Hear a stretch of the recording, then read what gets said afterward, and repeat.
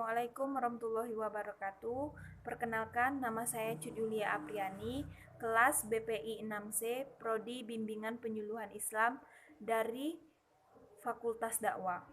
MK Diagnosis Kesulitan Belajar, dosen pengampu Ibu Yulianti, SPD MPD Kons. Baiklah, saya akan menjelaskan tentang diagnosis kesulitan belajar. Apa itu kesulitan belajar? Kesulitan belajar adalah suatu kondisi yang menimbulkan hambatan dalam proses belajar seseorang. Hambatan itu menyebabkan orang tersebut mengalami kegagalan atau setidak-tidaknya kurang berhasil dalam mencapai tujuan belajarnya. Diagnosis kesulitan belajar adalah suatu usaha yang dilakukan untuk menentukan apakah seseorang siswa mengalami kesulitan belajar atau tidak dengan cara indikasi-indikasi sebagai berikut. 1. Nilai mata pelajaran di bawah sedang. Indikasi ini merupakan indikasi yang paling mudah dilihat dan paling umum dipakai oleh siswa, pengajar dan orang tua.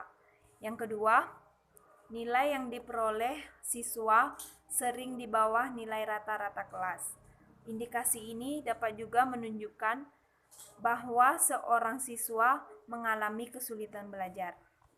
Yang ketiga, prestasi yang dicapai tidak seimbang dengan inteligensi yang dimiliki.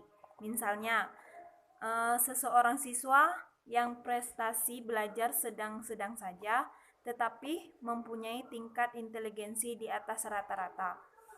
Yang keempat, perasaan siswa atau mahasiswa yang bersangkutan. Misalnya, seorang siswa yang memang merasakan mengalami kesulitan belajar. Yang kelima, kondisi kepribadian siswa atau dapat dikatakan mengalami kesulitan belajar jika proses belajar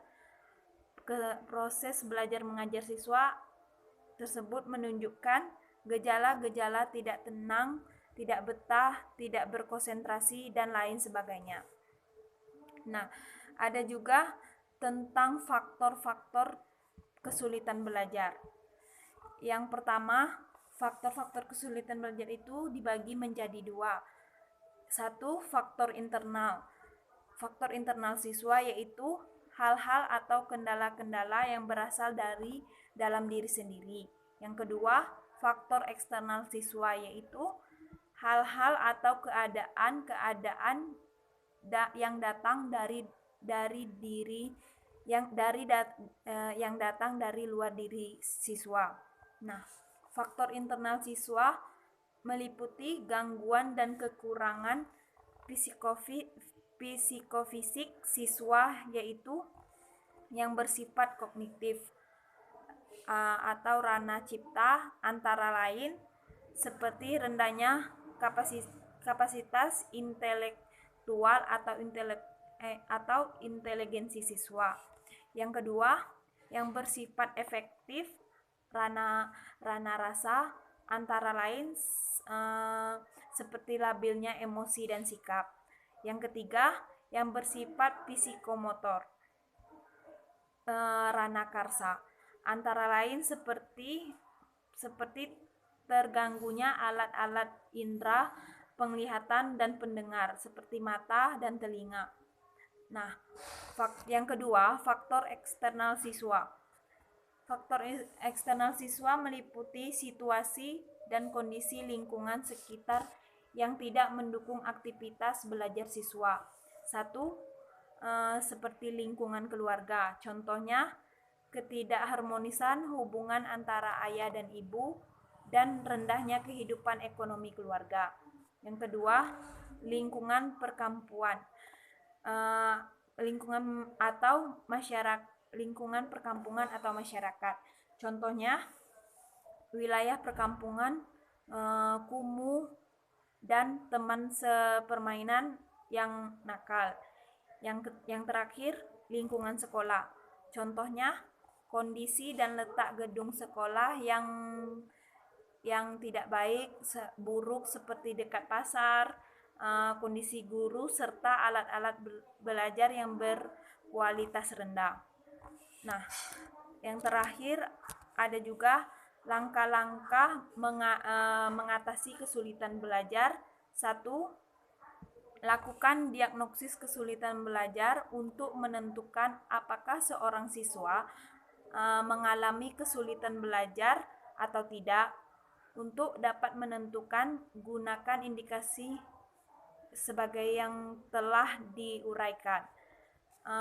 Yang kedua, pahamilah kembali faktor-faktor apa saja yang dapat mempengaruhi keberhasilan belajar. Selanjutnya, lakukan analisis terhadap siswa tersebut untuk mengetahui faktor-faktor apa saja yang kiranya menjadi sumber kesulitan belajarnya.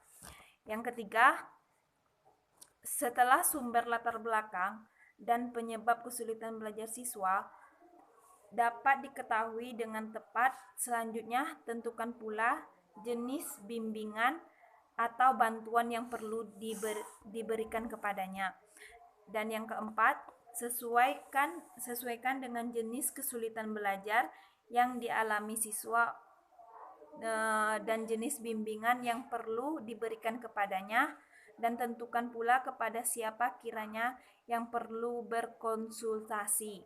Dan yang terakhir, yang kelima, setelah semua langkah untuk mengatasi kesulitan belajar dilaksanakan dengan baik, lakukan evaluasi untuk mengetahui sejauh mana kesulitan belajar siswa atau telah dapat diatasi.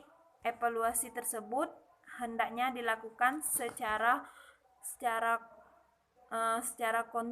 kontinu sampai kesulitan belajar siswa tersebut telah benar-benar diatasi dengan tuntas dan telah menunjukkan kesembuhan yang permanen.